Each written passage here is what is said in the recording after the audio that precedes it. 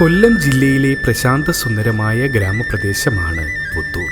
നെടുവത്തൂർ, പവിത്രേശ്വരം, കുളക്കട എന്നീ 3 പഞ്ചായത്തുകളിലായി ഉൾപ്പെടുന്ന ഈ കാർഷിക ഗ്രാമം ഏറെ സമ്പന്നമാണ്.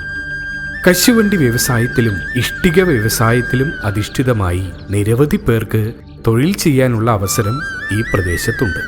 അതുകൊണ്ട് പുത്തൂർ വ്യാപാര മേഖലയിൽ മറ്റു പ്രദേശങ്ങളെക്കാൾ ഒരു ചുവട് മുമ്പിലാണ് എപ്പോഴും. നാനാജാതി മതസ്ഥർ ഈ പ്രദേശത്ത് താമസിക്കുന്നുണ്ടെങ്കിലും പുത്തൂർ ടൗണിൽ കൂടുതലും ക്രൈസ്തവരാണ് ഇടതിങ്ങി താമസിക്കുന്നത്.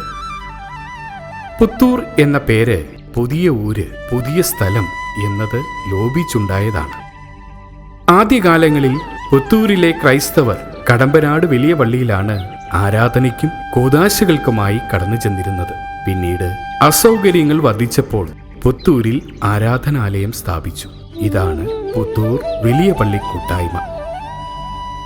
നിലയ്ക്കലിൽ നിന്നും കടമ്പനാട്ടേക്കും പിന്നീട് കല്ലടയിലേക്കും അതിനുശേഷം പുത്തൂരിലേക്കും കുടിയേറിയ ഒരു ക്രൈസ്തവ കുടുംബമായിരുന്നു വയലിച്ചുള്ളിൽ കുടുംബം. ഇതിലൊരു ശാഖ ഇളയെടുത്ത് രാജാവിന്റെ നിർദ്ദേശപ്രകാരം വെണ്ടാറിലേക്ക് താമസം മാറി. ഐത്തവും തൊട്ടുകൂടായ്മയും നിലനിന്നിരുന്ന കാലത്ത് ക്ഷേത്രങ്ങളിലെ എണ്ണയും പൂജാസാധനങ്ങളും ശുദ്ധീകരിക്കുവാൻ തൈലാദി വസ്തുക്കൾ നസ്രാണി തൊട്ടാൽ ശുദ്ധമാകും എന്ന വിശ്വാസമനുസരിച്ച് വെണ്ടാർ മനക്കരക്കാവിൽ ഇണ്ടിളിയപ്പൻ ക്ഷേത്രത്തിനടുത്തുള്ള സ്ഥലത്ത് രാജാവ് വിളിച്ചു വരുത്തി താമസിപ്പിച്ച കുടുംബക്കാരാണ് മനക്കരക്കാവിൽ എന്ന ക്രൈസ്തവ കുടുംബം. ഈ അമ്പലം ശുദ്ധീകരിക്കണമെങ്കിൽ അന്ന് നസ്രാണികൾ എണ്ണ ഒഴിച്ചെങ്കിൽ, വിളക്ക് കത്തിച്ചെങ്കിൽ മാത്രമേ അത് ശുദ്ധീകരിക്കൂ എന്നുള്ള ഒരു ചിന്ത അന്നുണ്ടായിരുന്നു. അതുകൊണ്ടാണ് ഞാൻ പറഞ്ഞത്, ഒരു കുടുംബം മാത്രമേ, ക്രിസ്ത്യാനികളുടെ ഒരു കുടുംബം മാത്രമേ, ഞങ്ങൾ മാത്രമേ അവിടെ ഉണ്ടായിരുന്നുള്ളൂ. അപ്പോൾ ഞങ്ങളെ അങ്ങനെ കൊണ്ടുവന്നതായിരിക്കുമെന്നാണ് കരുതുന്നത്. കടമ്പനാട്ടിൽ നിന്നാണ് എൻ്റെ കുടുംബം ഇവിടേക്ക് പുത്തൂരേക്ക് വന്നത്. കടമ്പനാട്ടും പുത്തൂരിലും ഓർത്തഡോക്സ് പള്ളിയിലായിരുന്നു ഇവർ കൂടി വന്നിരുന്നത്. മനക്കരക്കാവിൽ കുടുംബത്തിൽ വർഷങ്ങളായി ഒരു പുരുഷ പ്രജ മാത്രമേ ജനിക്കുമായിരുന്നുള്ളൂ എന്ന വിശ്വാസം തലമുറകളായി നിലനിന്നിരുന്നു. എന്നാൽ കുഞ്ഞുകുഞ്ഞ് എന്ന പിതാവ് കുടുംബഭാരം ഏറ്റെടുത്തതോടെ ഈ നില മാറി. അദ്ദേഹത്തിന്റെ തീക്ഷ്ണമായ ദൈവഭക്തിയും പരിശുദ്ധ മാതാവിനോടുള്ള മധ്യസ്ഥതയും മൂലം പിന്നീട് കുടുംബത്തിൽ ആൺപ്രജകളുടെ എണ്ണത്തിന് വർധനയുണ്ടായി. ശ്രീമാൻ മനക്കരക്കാവിൽ കുഞ്ഞുകുഞ്ഞിന് 6 മക്കളാണ് ഉണ്ടായിരുന്നത്. ഇവരിൽ പുരുഷ കേസരികളായ ശ്രീമാൻ KM ഉണ്ണൂണിയും ശ്രീമാൻ KM ഗീവർഗീസും ശക്തരായ 2 ക്രൈസ്തവ പ്രമാണിമാരായിരുന്നു. ആദ്യകാലങ്ങളിൽ ഓർത്തഡോക്സ് സഭയ്ക്ക് വേണ്ടി പ്രവർത്തനങ്ങളിൽ ഭാഗവാക്കായിരുന്ന ഇവർ പിന്നീട് വന്യ മത്തായി വെളിയിലച്ചനൊപ്പം പുത്തൂർക്കാവിൽ ഓർത്തഡോക്സ് പള്ളിയുടെ രൂപീകരണത്തിലും പങ്കാളികളായി. 1930 ധന്യൻ ആർച്ച് ബിഷപ്പ് മാർ ഇവാനിയോസ് പിതാവിന്റെ നേതൃത്വത്തിൽ ആരംഭിച്ച പുനരൈക്യ പ്രസ്ഥാനത്തിന്റെ അലയൊലികൾ കേരളമെമ്പാടും ആഞ്ഞടിച്ചു. മലങ്കര സഭയുടെ ആധ്യാത്മിക നവീകരണം ലക്ഷ്യമാക്കി പുനരൈക്യ പ്രസ്ഥാനത്തിൽ നിരവധി പേർ ആകൃഷ്ടരായി. പുത്തൂർ പ്രദേശത്തും ഇതിന്റെ കാറ്റ് വീശി. കത്തോലിക്ക സഭയുടെ ശ്രേഷ്ഠത ഉൾക്കൊണ്ട് സാർവത്രിക സഭയിലേക്ക് വന്യ മത്തായി വെളിയിലച്ചനൊപ്പം പുത്തൂരിലെ പ്രശസ്തരായ ഏതാനും കുടുംബക്കാരും 1932 ആഗസ്റ്റ് 14 പുനരൈക്യപ്പെട്ടു. ഇതോടെ പുത്തൂരിൽ മലങ്കര സുറിയാനി കത്തോലിക്ക സഭ കൂട്ടായ്മയ്ക്ക് തുടക്കമായി. പ്രതിബന്ധങ്ങളും പ്രശ്നങ്ങളും നെഞ്ചിലേറ്റി ജീവിച്ച ഈ അൽമായ സഹോദരർ പുത്തൂരിലെ പുനരൈക്യ പ്രസ്ഥാനത്തിന്റെ പ്രകാശ ഗോപുരങ്ങളാണ്. ഇവരിൽ ഇളയ സഹോദരനായ ശ്രീമാൻ MK വർഗീസ് കാർഷിക വൃത്തിയായിരുന്നു ഉപജീവനമെങ്കിലും സഭാകാര്യങ്ങളിൽ വളരെയധികം ഉത്സാഹിയായിരുന്നു. പുത്തൂരിലെ തന്നെ പ്രശസ്ത വൈദിക പാരമ്പര്യമുള്ള നീലത്തഴികത്ത് കുടുംബാംഗമായ ശ്രീമതി കുഞ്ഞാമയാണ് അദ്ദേഹം വിവാഹം കഴിച്ചത്. Shri MG John, Shri MG Koshy, Shrimati MG Marykutty, Shri MG Joppan, Shrimati MG Amminikutty, Shri MG Mohan എന്നിവർ മക്കളാണ്. ശ്രീ MK വർഗീസ്, ശ്രീമതി കുഞ്ഞാമ വർഗീസ് ദമ്പതികളുടെ ഏറ്റവും ഇളയ സന്താനമായി 1955 ഒക്ടോബർ 11 മാവേലിക്കര ഭദ്രാസനത്തിന്റെ ദ്വിതീയ മെത്രാപ്പോലിത്തയായ വന്യ മാത്യു മനക്കരക്കാവിൽ ഭൂജാതനായത്. തിരുവനന്തപുരം അതിഭദ്രാസനത്തിലെ പ്രശസ്ത വൈദികനായ വന്യ ജേക്കബ് ന്യായലൂരച്ചനാണ് ജ്ഞാനസ്നാനവും വിശുദ്ധ മൂറോൻ അഭിഷേകവും നൽകിയത്. മാത്യു എന്നായിരുന്നു മാമോദീസ പേര്. എങ്കിലും മോഹൻ എന്നായിരുന്നു വീട്ടിലും സ്കൂളിലും ഔദ്യോഗിക നാമം. എന്നെ അന്ന് ആശാൻ പള്ളിക്കൂടം ഉണ്ടായിരുന്നു. ആശാൻ പള്ളിക്കൂടത്തിൽ കൊണ്ടുപോയി ഇരുത്തി. ഞങ്ങളുടെ അടുത്തുള്ള ഒരു ആശാനാണ് അവിടെയുള്ള പ്രദേശങ്ങളിലുള്ള കുട്ടികളെയെല്ലാം പഠിപ്പിച്ചുകൊണ്ടിരുന്നത്. ആശാൻ പള്ളിക്കൂടത്തിൽ കൊണ്ടുപോയി അന്ന് ഓലയിലാണ് എഴുതുന്നത്. അതുപോലെ തന്നെ മണൽ നിരത്തി അതിലാണ് എഴുതി പഠിപ്പിക്കുന്നത്. അപ്പോൾ ആശാൻ അക്ഷരങ്ങൾ ഒക്കെ പഠിപ്പിക്കും. അതിന് ഏകദേശം ഒരു ഉച്ചയൊക്കെ ആകുമ്പോൾ ആശാന് ഉറക്കം വരും, അല്ലെങ്കിൽ ക്ലാസ്സിലിരുന്ന് ആശാൻ ഉറങ്ങും. ആ സമയത്ത് എന്നോടാണ് പറയുന്നത്, എടാ മോന, നീ ഈ പിള്ളേരെ അക്ഷരം ഒന്ന് പഠിപ്പീര് എന്ന് പറയുന്നത് ഞാനിപ്പോഴും എൻ്റെ മനസ്സിൽ ഓർക്കുകയാണ്. അതാണ് എൻ്റെ സ്കൂൾ ബാല്യകാലത്തിൽ, അല്ലെങ്കിൽ ഇന്നത്തെ നഴ്സറി എന്ന് പറയുന്ന ആശാൻ പള്ളിക്കൂടത്തിൽ സംഭവിച്ച കാര്യമാണ്. അതിനുശേഷം അതിനടുത്തുള്ള ഒരു NSSൻ്റെ ഒരു സ്കൂളിൽ 5ാം ക്ലാസ് വരെ പഠിച്ചു. അത് കഴിഞ്ഞിട്ട് ഞങ്ങളുടെ ഇടവകയോട് ചേർന്ന് ലിറ്റിൽ ഫ്ലവർ UP സ്കൂൾ എന്ന് പറയുന്ന ഒരു സ്കൂളുണ്ട്. അവിടെയായിരുന്നു എൻ്റെ പഠനം പൂർത്തിയാക്കിയത്. ചിട്ടയായ പ്രാർത്ഥനയും ദേവാലയ പ്രവർത്തനങ്ങളും അഭിവന്യ മെത്രാന്റെ ആധ്യാത്മികതയെ അനുസ്യൂതം വളർത്തി. അക്കാലത്ത് ദിവംഗതനായ വന്യ കിഴക്കേതിൽ ജോർജ് ജേക്കബ് കോർപ്പിസ്കോപ്പയായിരുന്നു പുത്തൂരിലെ വികാരി. യഥാർത്ഥത്തിൽ എനിക്ക് വൈദികനാകണം എന്നുള്ള ഒരു ചിന്ത ഇല്ലായിരുന്നു. 9ാം ക്ലാസ് വരെ ഇല്ലായിരുന്നു. 10ാം ക്ലാസ്സിലായപ്പോൾ ജോർജ് ജേക്കബ് അച്ഛൻ കിഴക്കേതിൽ എന്ന് പറയുന്ന ഒരു കൊച്ചച്ഛൻ അവിടെ അസിസ്റ്റൻ്റായിട്ട് വന്നു. അന്ന് ഡാനിയൽ കടകംപള്ളിയിൽ അച്ഛനായിരുന്നു വികാരി. അച്ഛൻ്റെ അസിസ്റ്റൻ്റായിട്ട് ജോർജ് ജേക്കബ് അച്ഛൻ വന്നു. അച്ഛൻ വളരെ ആക്റ്റീവായിരുന്നു വന്ന സമയത്ത്. അതായത് കുട്ടികളെയൊക്കെ കയ്യിലെടുക്കാൻ അദ്ദേഹത്തിന് നല്ല ഒരു വിരുദായിരുന്നു. എന്ന് പറഞ്ഞാൽ അന്ന് ഒരുപാട് കുട്ടികൾ അവിടെ ഉണ്ടായിരുന്നു. അവർക്കെല്ലാം പലവിധ ആക്ടിവിറ്റീസ് അദ്ദേഹം ഇടവക തലത്തിൽ നടത്തുമായിരുന്നു. സൺഡേ സ്കൂളിൻ്റെ തലത്തിലും അതുപോലെ തന്നെ MCYM. അന്ന് MCYM ഇല്ല എങ്കിലും സൺഡേ സ്കൂളിൻ്റെ പ്രവർത്തനങ്ങൾ വളരെ വിപുലകരമായിരുന്നു. അപ്പം ഈ അച്ഛൻ്റെ ഈ പ്രവർത്തനം കണ്ടപ്പോഴത്തേന് എനിക്ക് വളരെ ഒരു ആകർഷകമായി തോന്നി. അതല്ല എന്നെ യഥാർത്ഥത്തിൽ ആകർഷിച്ചത്. ഞാൻ ഈ ദിവസങ്ങളിൽ കുർബാനയ്ക്ക് പോകുമ്പോൾ ഈ അച്ഛൻ കുർബാന കഴിഞ്ഞിരുന്ന് അവിടെ ഇരുന്ന് പ്രാർത്ഥിക്കുന്നത് എന്നെ വളരെ ആകർഷിച്ചിട്ടുണ്ട്. ഒരു പ്രത്യേക കസേര അവിടെ ഇട്ടിട്ട് അതിൻ്റെ മുമ്പിൽ അൾത്താരയുടെ മുമ്പിലിരുന്ന് പ്രാർത്ഥിക്കുന്നത് എന്നെ വളരെയേറെ ആകർഷിച്ചു. അതാണ് എനിക്ക് ഒരു വൈദികനാകണം എന്നുള്ള ചിന്ത ഉണ്ടാകുവാൻ പ്രധാന കാരണമായി തീർന്നത് എന്ന ഈ അവസരത്തിൽ ഞാൻ ഓർക്കുകയാണ്. ബഹുമാനപ്പെട്ട അച്ഛൻ്റെ ആ ശൈലി, അതുപോലെ ഞാനിപ്പോഴും ഓർക്കുന്നു, ഞാൻ പഠിച്ചുകൊണ്ടിരുന്ന പുത്തൂർ ഗവൺമെൻറ് ഹൈസ്കൂളിലെ പ്ലാറ്റിനം ജൂബിലി ആയിരുന്നു ഞാൻ പഠിച്ച വർഷം, 10ാം ക്ലാസ്സിൽ പഠിക്കുന്ന വർഷം. അപ്പോൾ ഓരോ എക്സിബിഷൻ അവിടെ ഉണ്ടായിരുന്നു. എക്സിബിഷന് വളരെ മനോഹരമായി ഈ ജോർജ് ജേക്കബ് അച്ഛൻ ഒരു വിശേഷപ്പെട്ട താറാവ് എന്ന് പറഞ്ഞ് വെള്ളത്തിന് അത് ഗ്ലാസ്സൊക്കെ ഇട്ട് അച്ഛൻ്റെ ഒരു കരവിരുത് ഈ എക്സിബിഷന് ഉണ്ടായിരുന്നു. അത് എല്ലാവരും ആകർഷിച്ച ഒരു കാര്യമാണ്. അപ്പോൾ എന്തുകൊണ്ട് എനിക്ക് അങ്ങനെ ആയിക്കൂടാ എന്നുള്ള ഒരു ചിന്തയിൽ നിന്നാണ് ഞാൻ വൈദികനാകാനായിട്ട് തീരുമാനിച്ചത്.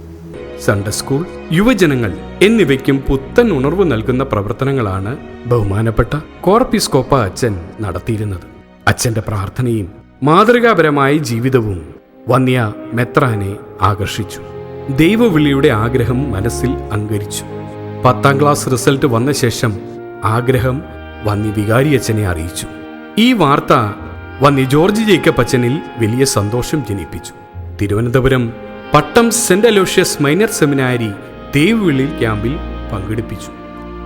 തുടർന്ന് ജോർജ് ജേക്കബ് അച്ഛനും വന്യ മെത്രാന്റെ സഹോദരൻ MG ജോൺസാറും കൂടി മാത്യുവിനെ സെമിനാരിയിൽ കൊണ്ടുപോയി. ഇന്നത്തെ പോലുള്ള കമ്മ്യൂണിക്കേഷനൊന്നുമില്ല. ഞാൻ ഒരു ഇച്ചിരി താമസിച്ചാണ് ഈ സെമിനാരിയിൽ ചെല്ലുന്നത്. അപ്പോഴത്തേന് ക്ലാസ് തുടങ്ങിക്കഴിഞ്ഞു. യഥാർത്ഥത്തിൽ ഞങ്ങൾ 10 പേരായിരുന്നു. അവിടെ ഞങ്ങളുടെ ഞായല്ലൂരച്ഛൻ ജോസഫ് ഞായല്ലൂർ എന്ന് പറയുന്ന അച്ഛനായിരുന്നു ഞങ്ങളുടെ റെക്ടർ. അച്ഛനാണ് ഞങ്ങളെ എന്നെ സെമിനാരിയിലെടുത്തത്. അച്ഛനെക്കുറിച്ച് പറയുകയാണെങ്കിൽ വളരെ ഒത്തിരി അറിവുള്ള ഒരച്ഛനായിരുന്നു. പിന്നെ അച്ഛൻ്റെ സഹോദരൻ ജേക്കബ് ഞായല്ലൂർ എനിക്ക് മാമോദീസ തന്നത് ജേക്കബ് ഞായല്ലൂർ അച്ഛനാണ്. അച്ഛൻ ഞങ്ങളുടെ പുത്തൂർ ഇടവക വികാരിയായിരുന്നു വർഷങ്ങളായിട്ട്. ആ ഒരു ബന്ധം ഉണ്ടായിരുന്നു. അതുകൊണ്ട് സെമിനാരി ജീവിതം വീട്ടിൻ്റെ സാഹചര്യത്തിൽ നിന്ന് മാറി നിൽക്കുമ്പോൾ ഉള്ള ഒരു പ്രത്യേകതകളെല്ലാം ഉണ്ട് എന്നുള്ളത് ഞാൻ ഈ അവസരത്തിൽ ഓർക്കുകയാണ്. 3 വർഷത്തെ മൈനർ സെമിനാരി പഠനത്തിനിടയിൽ മാർ ഇവാനിയോസ് കോളേജിൽ നിന്ന് പ്രീ ഡിഗ്രിയും പാസ്സായി. ഞങ്ങൾ 5 പേരെ യഥാർത്ഥത്തിൽ വടവാതൂർ സെമിനാരിയിലാണ് ഞങ്ങൾ അയക്കപ്പെട്ടത്. അവിടെയായിരുന്നു എൻ്റെ പഠനം. ഫിലോസഫിയും തിയോളജിയും വളരെ വലിയ ഒരു സെമിനാരിയാണ്. ഏതാണ്ട് 400-ലധികം വിദ്യാർത്ഥികൾ പഠിക്കുന്ന ഒരു സെമിനാരി. ചിന്തിക്കുക, ഒരു കോളേജിൻ്റെ ഒരനുഭവം നമുക്കുണ്ടാവും. എല്ലാ മത്സരങ്ങൾ ഉണ്ട്, കായിക കലാ മത്സരങ്ങളുണ്ട്. മറ്റൊരു ഇന്നത്തെ ഭാഷയിൽ പറഞ്ഞ വേറൊരു വൈബാണ് ആ സെമിനാരി എന്ന് പറയുമ്പോൾ. കേരളത്തിൽ നിന്ന് മാത്രമല്ല, കേരളത്തിന് വെളിയിൽ നിന്നുള്ളവർ പോലും അവിടെ വന്ന് സിറോ മലബാർ സഭയിൽപ്പെട്ടവരാണ് ഭൂരിപക്ഷവും. അതേസമയം ലത്തീൻ സഭയിൽ നിന്നും അവിടെ വന്ന് പഠിച്ച വൈദികർ ഉണ്ട്. അങ്ങനെയുള്ള നല്ല ഒരു സാഹചര്യമായിരുന്നു മൈനർ സെമിനാരി എന്ന് പറയുന്നത്, ഫിലോസഫിയും തിയോളജി. തുടർന്ന് പട്ടം അരമനയിലും മൈനർ സെമിനാരിയിലുമായി 1 വർഷത്തെ റീജൻസിയും സ്തുത്യർഹമാംവിധം നടത്തി. വീണ്ടും വടവാതൂർ സെമിനാരിയിൽ ദൈവശാസ്ത്ര പഠനത്തിനായി ചേർന്നു. ബഹുമാനപ്പെട്ട തോമസ് വർഗീസ് വട്ടപ്പറമ്പിൽ അച്ഛനും ദീപിക പത്രത്തിന്റെ ചുമതല വഹിച്ചിരുന്ന ഫാദർ മാത്യു ചന്ദനകുന്നയിലും സഹപാഠികളായിരുന്നു. സ്പോർട്സിൽ അത്ലറ്റിക്സ് വിഭാഗത്തിലെ മികച്ച കായിക താരം കൂടിയായിരുന്നു ബ്രദർ മാത്യു. യഥാർത്ഥത്തിൽ സ്കൂൾ പഠനകാലത്ത് സ്പോർട്സിനെ കുറിച്ച് ഇങ്ങനെ ഒരു കഴിവുണ്ടെന്ന് തിരിച്ചറിഞ്ഞിട്ടില്ല. ആരും നമ്മളെ അന്ന് കുട്ടികളെ അങ്ങനെ അങ്ങ് പ്രോത്സാഹിപ്പിക്കുന്ന ഒരു സാഹചര്യം അല്ലല്ലോ നമ്മുടെ സ്കൂളുകളിലുള്ളത്. പക്ഷേ സെമിനാരി വന്നപ്പോഴത്തേന് ഈ സ്പോർട്സിന് എനിക്കൊരു പ്രത്യേക താല്പര്യമുണ്ട് എന്നുള്ളത് മറ്റുള്ളവർക്ക് മനസ്സിലായി, എനിക്കും മനസ്സിലാക്കാൻ സാധിച്ചിട്ടുണ്ട്. അതുകൊണ്ട് ഓട്ടം, ഹൈ ജമ്പ്, അതുപോലെ തന്നെ ഈ ഓട്ടത്തിൻ്റെ പല ഐറ്റംസ് അതിലൊക്കെ പങ്കെടുക്കാനും എനിക്ക് വിജയിക്കാനും സാധിച്ചിട്ടുണ്ട്. എല്ലാറ്റിനും ഉപരിയായിട്ട് ബാസ്ക്കറ്റ് ബോൾ എനിക്ക് കളിക്കുന്ന ഇവിടെ മൈനർ സെമിനാരിയിൽ വെച്ചും ബാസ്ക്കറ്റ് ബോൾ കളിച്ച് പഠിച്ചതാണ്. അത് അന്നത്തെ ഞങ്ങളുടെ സെമിനാരിക്കാരായിരുന്ന ജോസഫ് മാർ തോമസ് പിതാവ്, അതുപോലെ തന്നെ അന്നത്തെ ജോസ് ചാമക്കാലായിൽ, ഇപ്പോഴത്തെ കോർ എപ്പിസ്കോപ്പ, ഇവരൊക്കെ നല്ല ബാസ്ക്കറ്റ് ബോൾ കളിക്കാരായിരുന്നു. അപ്പോൾ അത് വലിയൊരു പ്രചോദനമായിരുന്നു. മൈനർ സെമിനാരി പോയപ്പോഴും ഈ കളി തുടരുന്നതിന് സാധിച്ചിട്ടുണ്ട്. അവിടെ ഞങ്ങൾ ബാസ്ക്കറ്റ് ബോളിന് വളരെ പ്രാധാന്യമായിരുന്നു. വടവാതൂർ സെമിനാരിയിൽ ആദ്യത്തെ 5 കളിക്കാരിൽ ഒരാളായി കളിക്കുന്നതിനും, അത് അന്ന് പല മേയർ സെമിനാരികളിൽ പോയി, അന്ന് ഇന്നത്തെ പോലെ ഒരു അല്ല എന്നുള്ളത് ഓർക്കണം. കളികൾക്ക് വളരെ പ്രാധാന്യം. ബാസ്ക്കറ്റ് ബോളൊക്കെ വരുമ്പോഴത്തേന് അതൊരു വലിയ ഉത്സവമാണ്, മത്സരങ്ങൾ നടക്കുമ്പോൾ. അപ്പോൾ അങ്ങനെ പല സ്ഥലങ്ങളിൽ പോയി ഞാൻ ഈ കളിച്ചിട്ടുണ്ട്, ടീമിലുണ്ടായിരുന്നു. എല്ലാറ്റിനും വരിയായി ഒരു ബാസ്ക്കറ്റ് ബോൾ റെഫറി ടെസ്റ്റും എനിക്ക് എഴുതാൻ സാധിച്ചിട്ടുണ്ട്. അങ്ങനെ കളികളോട്, ഗെയിംസിനോടൊരു പ്രത്യേക താല്പര്യം തുടർന്നും എനിക്ക് ഉണ്ടായിട്ടുണ്ട്. അതിപ്പോഴും എനിക്ക് ആ താല്പര്യം. മികച്ച ഗായകൻ കൂടിയായിരുന്നു ബ്രദർ മാത്യു. കുട്ടിക്കാലം മുതലേ അമ്മയുടെ ഇമ്പകരമായ പാട്ടും പ്രാർത്ഥനയും കേട്ടാണ് അഭിവന്യ പിതാവ് വളർന്നു വന്നത്. ഭാഗ്യസ്മരണാർഹനായ ബെനഡിക്റ്റ് മാർ ഗ്രിഗോറിയോസ് പിതാവിൻ്റെ വിശുദ്ധ കുർബാന പട്ടം കത്തീഡ്രലിൽ വെച്ച് വീഡിയോ റെക്കോർഡിംഗ് ചെയ്തപ്പോൾ അതിൽ മനക്കരക്കാവിൽ മാത്യു ശമാശൻ്റെ മനോഹരമായ വിശുദ്ധ ശുശ്രൂഷ വായനയും ഗാനങ്ങളും ഉൾപ്പെടുത്തിയിട്ടുണ്ട്. കാരുണ്യവനായ കർത്താവിൻ്റെ മുമ്പാകെയും പുണ്യം നൽകുന്ന ബലിപീഠത്തിന് മുൻപാകെയും ദിവ്യവും സ്വർഗീയവുമായ വിശുദ്ധ രഹസ്യങ്ങളുടെ മുൻപാകെയും ധൂപം അർപ്പിക്കപ്പെടുന്നു. നാം എല്ലാവരും പ്രാർത്ഥിച്ച് കർത്താവിനോട് അനുഗ്രഹങ്ങളും കരുണയും യാചിക്കണം. ദൈവശാസ്ത്ര പഠനത്തിന് ശേഷം 1983 ഡിസംബർ 18 മാത്യു ശമ്മാശന് പുത്തൂർ സെന്റ് മേരീസ് മലങ്കര കത്തോലിക്ക പള്ളിയിൽ വെച്ച് തിരുവനന്തപുരം അതിഭദ്രാസന ആർച്ച് ബിഷപ്പ് ഭാഗ്യസ്മരണാർഹനായ ബെനഡിക്റ്റ് മാർ ഗ്രിഗോറിയോസ് പിതാവ് വൈദിക പട്ടം നൽകി. പിറ്റേ ദിവസം 1983 ഡിസംബർ 19 നവവൈദികൻ ഇതേ ദേവാലയത്തിൽ പ്രഥമ ബലി അർപ്പിച്ചു. തുടർന്ന് ആയൂർ ഇടവകയിൽ റവറൻ ഫാദർ എബ്രഹാം വാലുപറമ്പിൽ അച്ഛൻ്റെ അസിസ്റ്റൻ്റായി റവറൻ ഫാദർ മാത്യു മനക്കരക്കാവിൽ നിയമിതനായി. പിന്നീട് മദ്രാസിലേക്കായിരുന്നു നിയമനം. അവിടെ അസിസ്റ്റന്റ് വികാരി. ഇക്കാലത്ത് പ്രശസ്തമായ മദ്രാസ് ലയോള കോളേജിൽ ചേർന്ന് ചരിത്രത്തിൽ ബിരുദം കരസ്ഥമാക്കി. ലയോള കോളേജിൽ നിന്ന് BA-ക്ക് മികച്ച പഠനത്തിനുള്ള 2 ഗോൾഡ് മെഡലും ലഭിച്ചു. തുടർന്ന് മദ്രാസിലെ പാഡി സേക്രഡ് ഹാർട്ട് സ്കൂളിൽ അധ്യാപന ശുശ്രൂഷയും നിർവഹിച്ചു.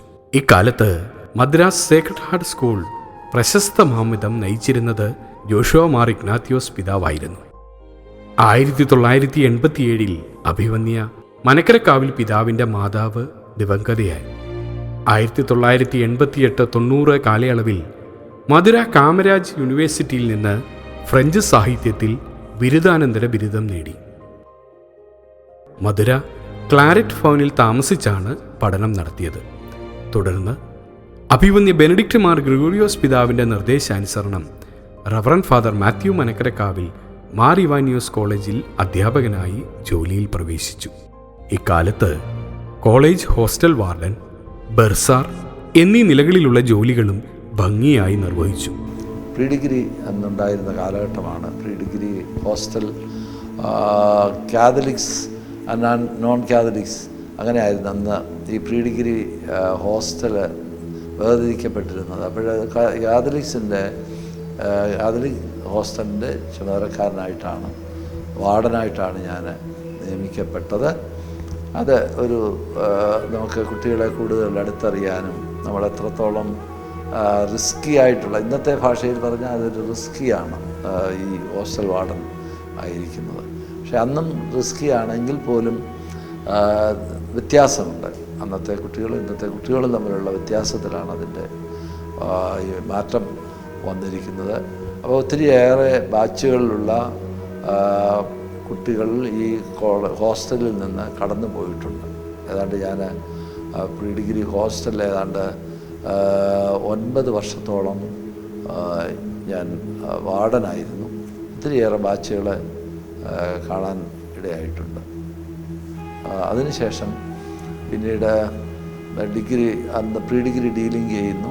പ്രീ ഡിഗ്രി ഡീലിംഗ് ചെയ്യുമ്പോൾ ഡിഗ്രി ഹോസ്റ്റലിൻ്റെ ചുമതലയായിട്ട് എന്നെ അന്ന്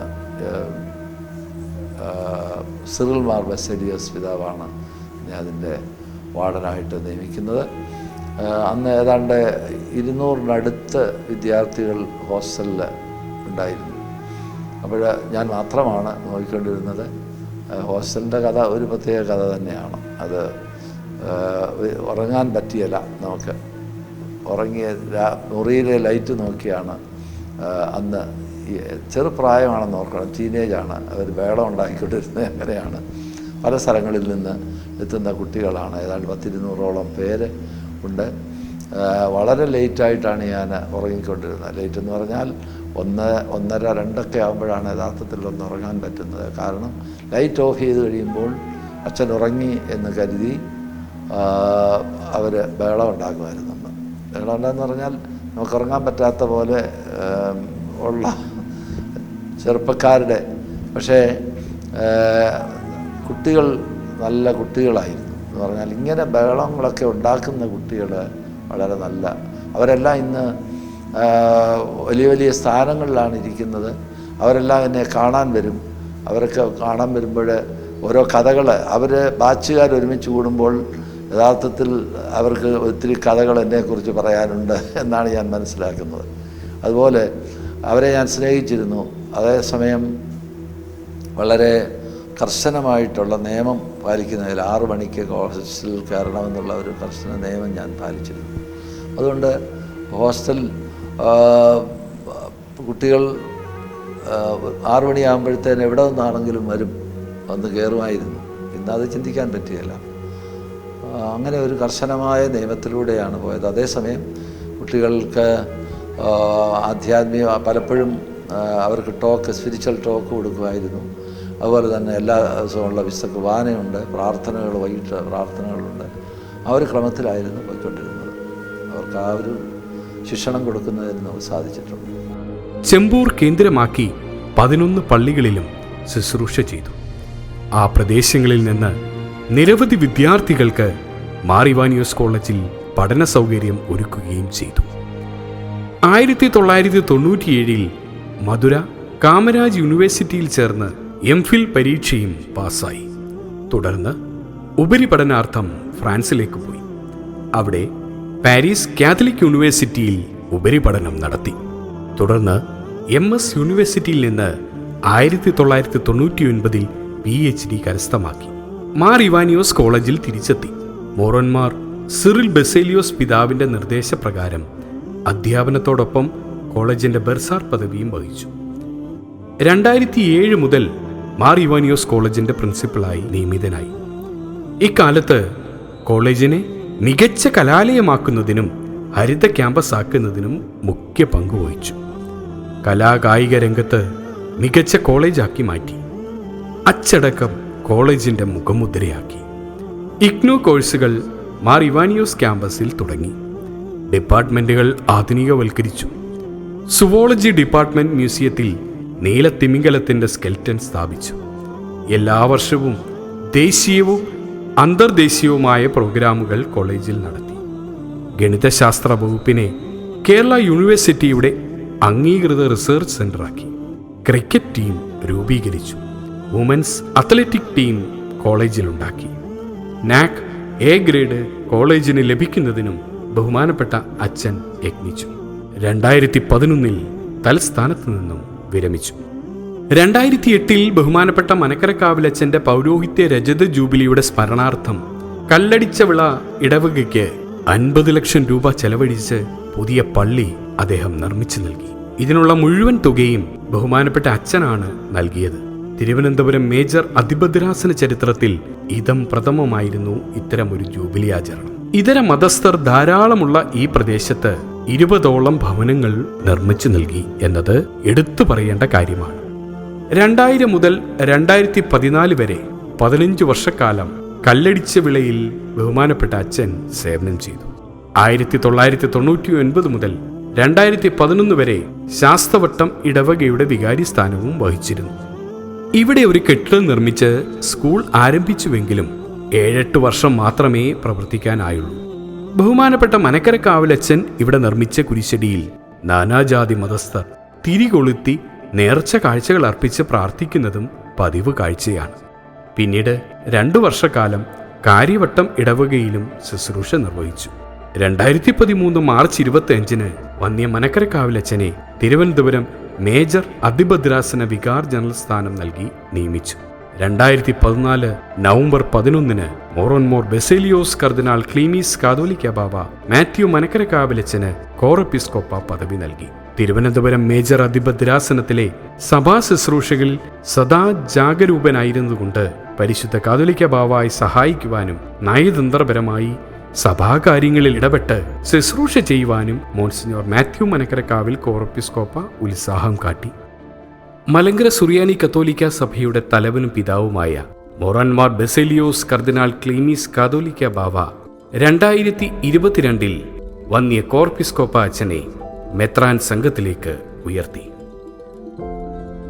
തന്റെ സഹായ മെത്രാനായി തിരുവനന്തപുരം അതിരൂപതയിൽ നിയമിച്ചു.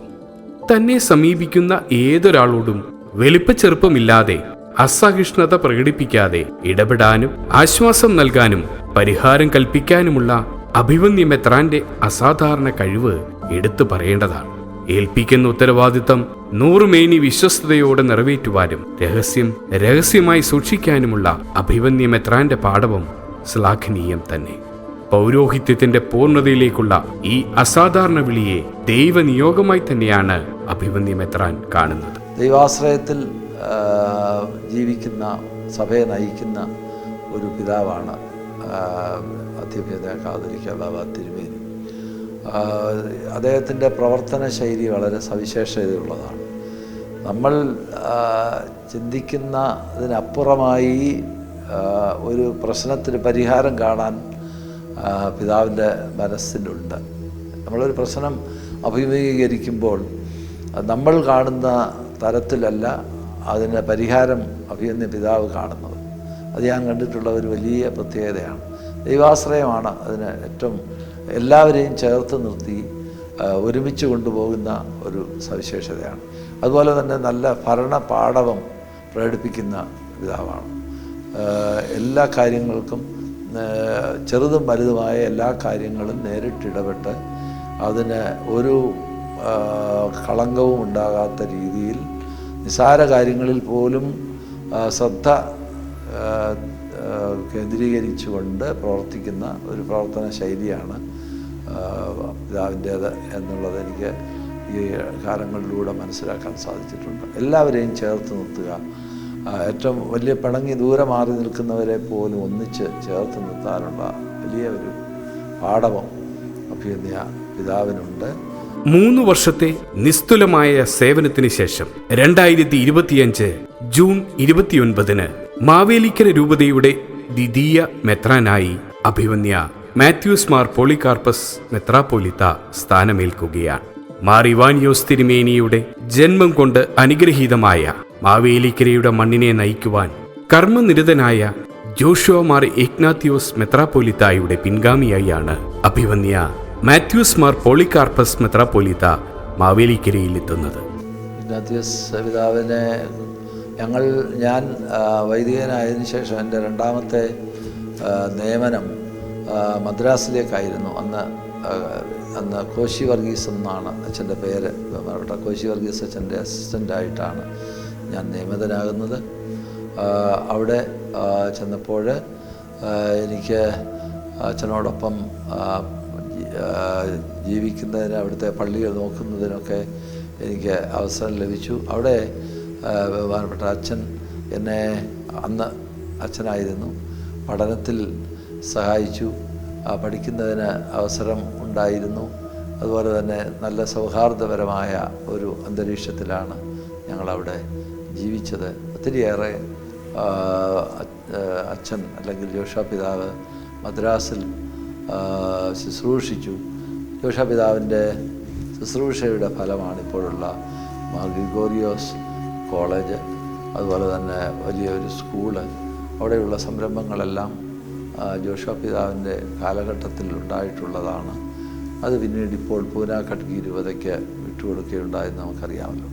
അദ്ദേഹത്തിൻ്റെ സേവനങ്ങൾ വളരെ വലുതായിരുന്നു അവിടെ. അതുപോലെ തന്നെ ഈ മാവേലിക്കരയിലെ പ്രഥമ അധ്യക്ഷനായിരുന്നു. 2007 വൈദികൻ അല്ലെങ്കിൽ ആ രൂപത സ്ഥാപിതമായപ്പോൾ അന്ന് മുതൽ ഇന്ന് വരെയും ഏതാണ്ട് 18 വർഷക്കാലം അഭിമന്യ പിതാവായിരുന്നു ആ രൂപതയുടെ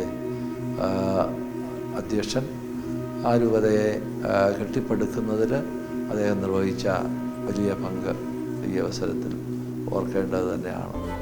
ശൈശവത്തിൽ നിന്നും ഒരു രൂപതയെ കൈപിടിച്ചുയർത്തിയ അഭിമന്യ ജോഷുവ മാർ ഇഗ്നാത്തിയോസ് പിതാവിന് ഉത്തമനായ ഒരു പിൻഗാമിയായി മാവേലിക്കരയെ മുന്നോട്ട് നയിക്കുവാൻ അഭിമന്യ മാത്യൂസ് മാർ പോളികാർപ്പസ് മെത്രാപ്പോലിത്ത തിരുമനസിന് സാധിക്കട്ടെ എന്ന് പ്രാർത്ഥിക്കുന്നു.